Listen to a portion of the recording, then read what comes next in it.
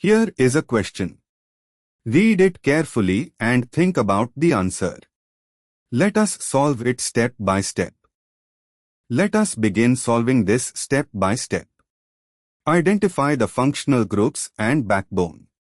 The molecule contains an amide group, C is equal to O connected to NH, a terminal alkene on the nitrogen substituent, and an internal alkene in the acyl chain. Moving on to the next step.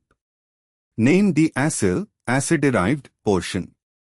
Starting from the carbonyl carbon, count the longest carbon chain that includes the C is equal to O carbon and the internal double bond, C1, is equal to O, C2H to C3H to C4H to C5H is equal to C6H C7H to C8H3.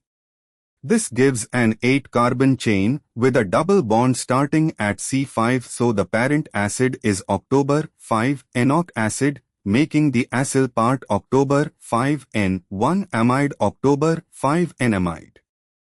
Moving on to the next step.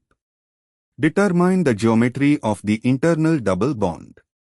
The double bond at C5, C6 has an ethyl group on C6 and the chain continuing on C5. Looking at the drawn structure, the two larger groups, the chain toward carbonyl on C5 and the ethyl on C6, are on opposite sides of the double bond, indicating E-trans configuration. Hence the prefix is 5E. And for the final step, name the N substituent.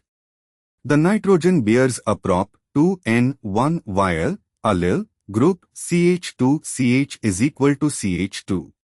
By IUPAC nomenclature, this substituent is prop 2N1 vial, but the preferred IUPAC name for N-substituted amide uses N-prop 2N1 vial or equivalently N-prop 2N vial. 5E N-prop 2N1 vial, October 5N amide, which is given as 5E N-prop 2N vial, October 5N amide. Therefore, the correct answer is 5E N-prop 2N vial, October 5N amide. The correct answer is shown on screen.